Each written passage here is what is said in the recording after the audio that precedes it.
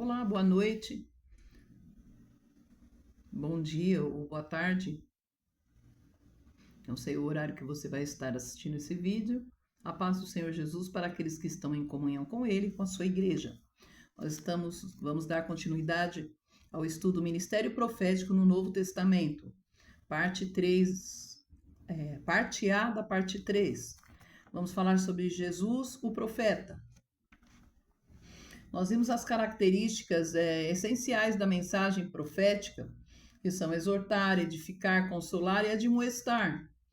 No outro vídeo que eu gravei, que você pode estar assistindo aí na página ou no YouTube. Mas também hoje nós vamos falar sobre dois aspectos importantes da profecia. Ela traz consigo a manifestação do dom chamado palavra de conhecimento, e a profecia ela também tem que se cumprir, né? Muitas vezes a profecia, alguém traz uma palavra profética para uma determinada igreja, um povo, ou para um indivíduo, e a pessoa não se apronta para obedecer a Deus, para cumprir o que lhe foi ordenado através da profecia. Então, a profecia que foi entregue, a pessoa não se aprontou, então ela pode servir de juízo para com aquela pessoa. Então, tanto para o bem como para o mal, a profecia se cumpre. Ela tem que se cumprir. Se foi Deus que falou e a pessoa desobedeceu, ela vai colher o contrário daquilo que ela ouviu e não se aprontou para obedecer. Entende? Como está escrito lá em Isaías 55, 10, 11, a palavra de Deus, ela não volta vazia para ele, mas ela pode voltar, a palavra profética ou a palavra de Deus no geral, ela pode voltar vazia para você, ela pode ser vazia para você, mas para Deus ela não volta vazia, entende? Se você tratar tratar a palavra de Deus como algo que não tem importância, ela pode se tornar vazia para você. Mas para Deus, ela não volta vazia, ela se cumpre. Isaías 55 diz, 10 e 11, você pode ler na sua casa, que a palavra de Deus não volta vazia para ele, né? Porque assim como descem a chuva e a neve dos céus, e para lá não tornam, sem que primeiro reguem a terra e a fecundem e a façam brotar para dar semente ao semeador e pão ao que come, assim será a palavra que sair da minha boca, diz o Senhor. Não voltará para mim vazia, mas fará o que me apraz e prosperará naquilo para que a designei. E para isso acontecer também, a pessoa tem que estar pronta e o profeta tem que ter certeza que o que ele está profetizando ali vem da parte de Deus, do Espírito Santo, da direção do Espírito Santo. Porque há juízo para profetas também que falam visões de si mesmos, palavras de si mesmo, como você pode ler lá em Ezequiel, no capítulo 13, versículos 11 a 16, e Jeremias 23. Porque a justiça que faz parte da essência de Deus, da pessoa de Deus, que faz parte do seu caráter, que emana dele, não mudou do Velho para o Novo Testamento. Ele é o mesmo ontem, hoje e eternamente. É que no Velho Testamento ele tratava as pessoas de forma diferente porque elas não tinham condições de ouvir como nós temos hoje depois que Cristo morreu na cruz por nós. Mas a justiça, o caráter de Deus permanece. Ele não muda, entende? Jesus trouxe uma palavra de conhecimento como profeta no diálogo com a mulher samaritana, em João, no capítulo 4, versículos 16 a 19, nós vemos isso. Disse-lhe Jesus, vai, chama teu marido e vem cá. Ao que lhe respondeu a mulher, não tenho marido. Replicou-lhe Jesus, bem disseste, não tenho marido. Porque 5 maridos já tiveste, e esse que agora tens não é teu marido. Isso disseste com verdade. O que respondeu a mulher? Senhor, disse-lhe a mulher, vejo que tu és profeta, porque ele trouxe uma palavra de conhecimento a respeito da vida dela, que só ela sabia. E Jesus ali estava na condição humana e debaixo do poder do Espírito Santo, lhe foi revelado a condição daquela mulher, mediante o poder do Espírito Santo estava sobre ele. Então ele trouxe uma palavra de conhecimento a respeito da vida daquela mulher, como se ele convivesse com ela, mas ele estava conhecendo ela naquele momento. A palavra de conhecimento, ela traz consigo uma determinada revelação de fatos a respeito de uma situação da vida de um grupo de pessoas ou de uma pessoa. E o profeta fala como se soubesse a respeito da vida daquela pessoa, mas ele não sabe de nada. Este dom é confirmado em 1 Coríntios, no capítulo 12, versículo 8. 1 Coríntios,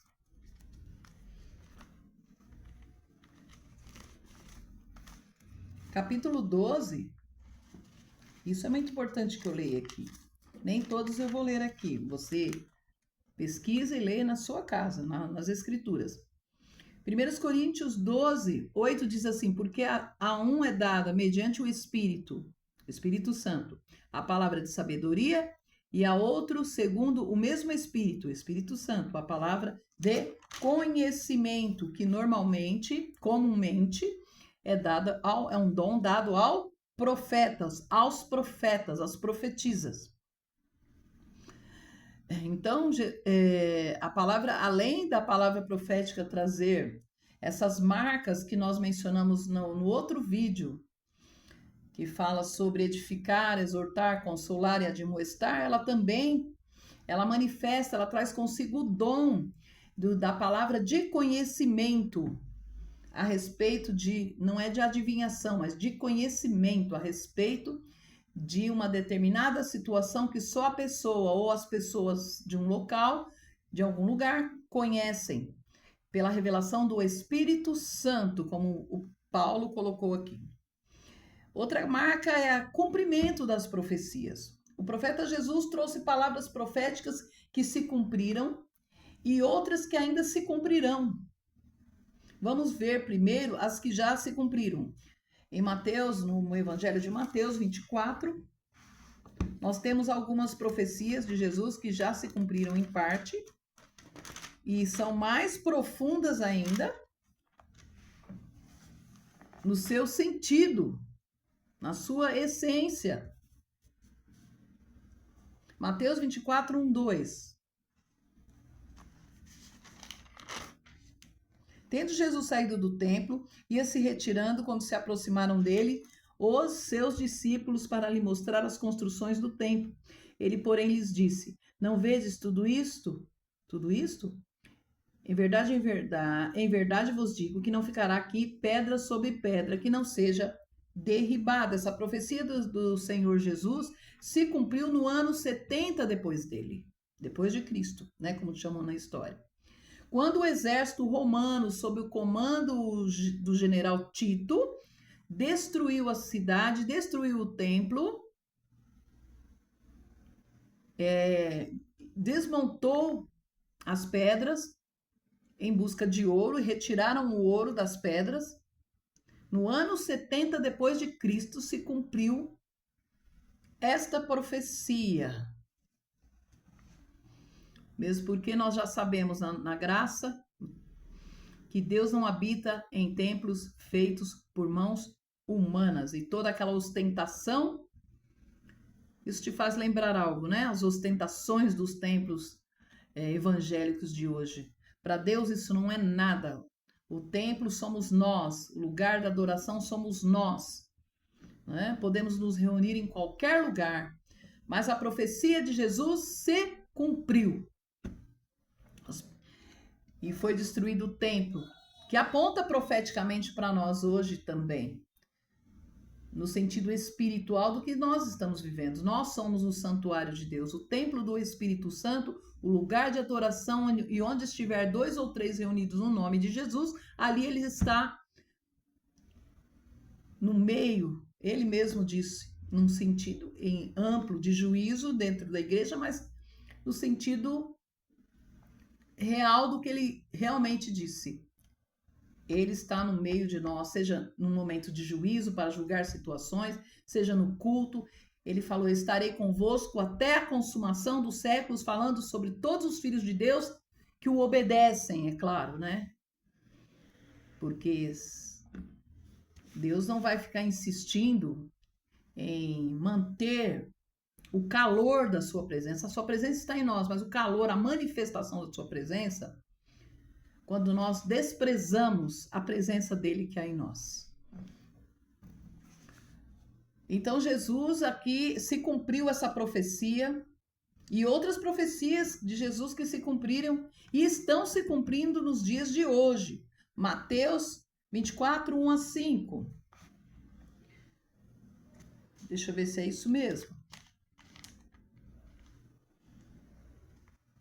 No Monte das Oliveiras achava-se assentado 24, 3. Quando se aproximaram dele seus discípulos, e essa já se cumpriu. Versículo 5, porque virão muitos em meu nome dizendo, eu sou o Cristo, e enganarão a muitos. Essa profecia, ela se cumpriu ao longo da história, porque muitas pessoas se apareceram ao longo da história, ao longo dos séculos, se dizendo ser o Cristo, o Messias, ou a reencarnação de Cristo. Mas ela ganha intensidade à medida que a volta do Senhor Jesus se aproxima na forma de engano. Por isso que essa profecia já se cumpriu e está se cumprindo nos nossos dias. E ela ganha peso, ela ganha consistência à medida que a volta do Senhor Jesus se aproxima e à medida que o domínio do anticristo vai se aproximando também, o reinado do anticristo sobre a terra. Então, o peso que tem esse reinado do anticristo é o peso do engano. É algo disfarçado de verdade. Religiões que parecem boas para enganar os filhos de Deus, para que eles caiam no engano. Então, hoje em dia, se alguém falar assim, quem não sabe, né, o Henrique Cristo e outros que apareceram, se alguém falar assim, eu sou Cristo, é mais fácil, hoje em dia, das pessoas dizerem, essa pessoa tá maluca, né? Isso é motivo até de chacota. Então, já passou essa fase de dizer, não que não aconteça isso, mas não tem mais força nenhuma alguém dizer eu sou o Cristo. Então, essa profecia de Jesus, ela toma um aspecto de engano. Entende? O crescimento do engano, que cada vez mais se torna mais forte, ganha mais robustez, intensidade e operação. Fato este que se dá pela proximidade da vinda de Cristo e do governo do anticristo. O desespero de Satanás, à medida que os fatos corroboram com a proximidade da volta de Jesus, para arrebatar a sua igreja, faz com que ele trabalhe para intensificar o engano, para a chegada do anticristo. Aliás, essas são as marcas da operação de Satanás desde o princípio. Astúcia junto com o engano, como está lá em 2 Coríntios 3, 2 Coríntios 11, 3, 4. Eu faço questão de ler esse. 2 Coríntios 11,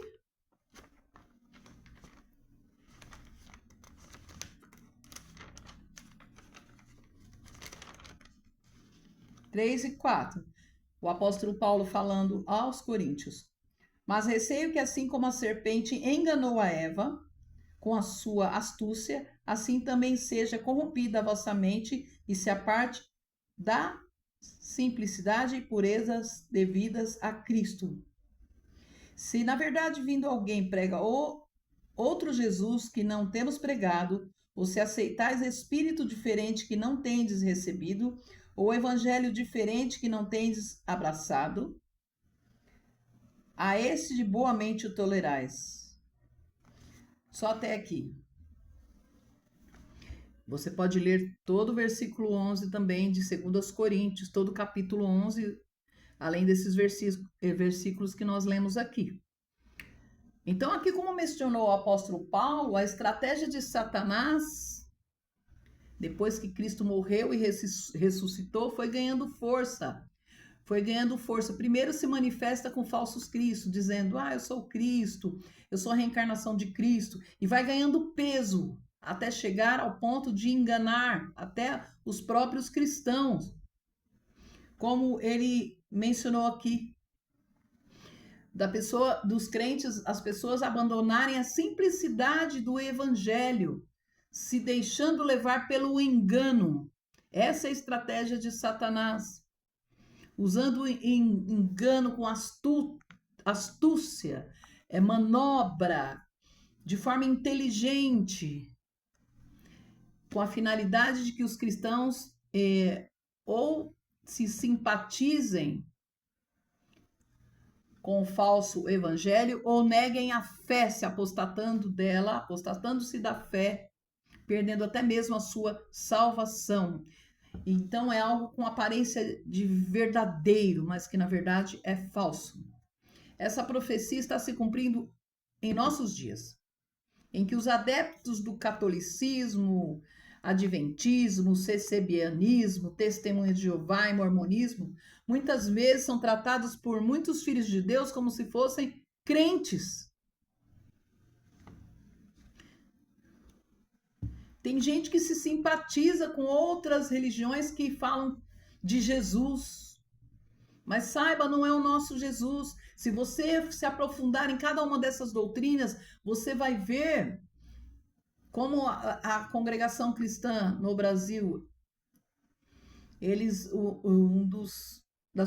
mudaram no estatuto deles, um dos credos deles que diz assim, a Bíblia contém a palavra de Deus, ela não é a palavra de Deus, entre outras coisas. Entende? Contém. Lembre-se que a Bíblia, as Escrituras, tem uma só pessoa, o Verbo, que é Jesus. Ele é a sua própria palavra. Então, são formas de engano, mas que vem com uma roupagem de cristianismo verdadeiro, mas que não é. E muitos crentes se simpatizam, estendem paz do Senhor. Eu conheço gente que dá a paz do Senhor para testemunha de Jeová, eu conheço. Entende? Essas pessoas são filhas de Deus, mas elas podem permanecer, porque as pessoas que não têm a Cristo, sobre elas permanece a ira de Deus, e essas pessoas que têm a Cristo, receberam Jesus, elas podem receber a mesma sentença. Deus se colocar debaixo da ira de Deus, chegar ao ponto de Deus as rejeitar completamente, porque desprezaram o evangelho tal como ele é, o Jesus morto pelos nossos pecados, que ressuscitou ao terceiro dia. Podem desprezar, porque muitas dessas religiões, elas desprezam que Jesus é Deus, algumas dizem que Jesus é só um profeta, ou que é alguém que foi se iluminando cada vez mais, a pessoa mais iluminada que pregou aqui, que esteve aqui, que deu bom exemplo. Então, não é o nosso Cristo, não é o verdadeiro Cristo. Então, você pode se deixar levar pelo engano, que você tem que, você só completa a sua salvação se guardar o sábado, se você obedecer o santo batismo. Entende? Então, são religiões que parecem o cristianismo, mas não são. Só porque fala de Jesus, não é o nosso Jesus. E que se uma pessoa chegar a apostatar da fé, ela perde a sua salvação, porque apartar-se da fé, dizer assim, Jesus salva, mas lá no candomblé tem salvação, tem Oxalá lá, que também eles falam de Cristo. Lá no Espiritismo também tem salvação, porque lá eles também falam de Jesus. Allan Kardec falava de Jesus. Lá no catolicismo eles falam de Jesus. Entende? Então são religiões boas que falam que você tem que pregar e falar coisas boas. Este é um outro evangelho. E se alguém começar a pregar com o verdadeiro, querer misturar o verdadeiro com o falso, essa pessoa vai perder a sua salvação, porque ela está desprezando completamente, amaldiçoando o sacrifício de Jesus. Com as suas ações, com as suas palavras, dizendo que Jesus não é o único caminho. Há outros caminhos, todos os caminhos levam a Deus. Não, Jesus disse: eu sou o caminho, a verdade e a vida. Ninguém vem ao Pai a não ser por mim, único e exclusivamente por Ele. Não se deixe enganar, cristão. Caia por terra em nome de Jesus todo espírito de engano. Né? Em 1 Timóteo capítulo 4, versículo 1, diz assim: ora, o Espírito afirma expressamente que nos últimos tempos alguns apostatarão, se apartarão da fé genuína que há em Cristo Jesus. Apostatarão da fé por obedecerem a espíritos enganadores e a ensinos de demônios. É isso. Então eu vou pausar aqui este ensino, porque esse vídeo não pode ficar muito longo. Eu peço que vocês enviem essas mensagens para outras pessoas.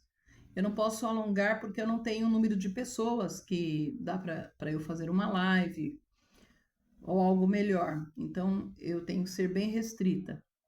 Mas eu vou dar continuidade na próxima semana neste ensino, nesse mesmo assunto, parte 3A, sobre Jesus, o profeta.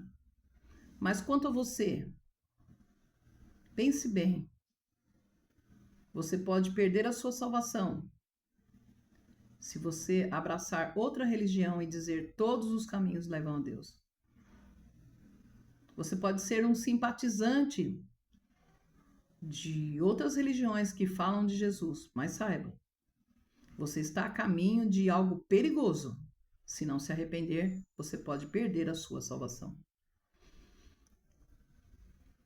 Existe a tolerância com outras religiões, ainda não é apostatar da fé. A tolerância com outras religiões.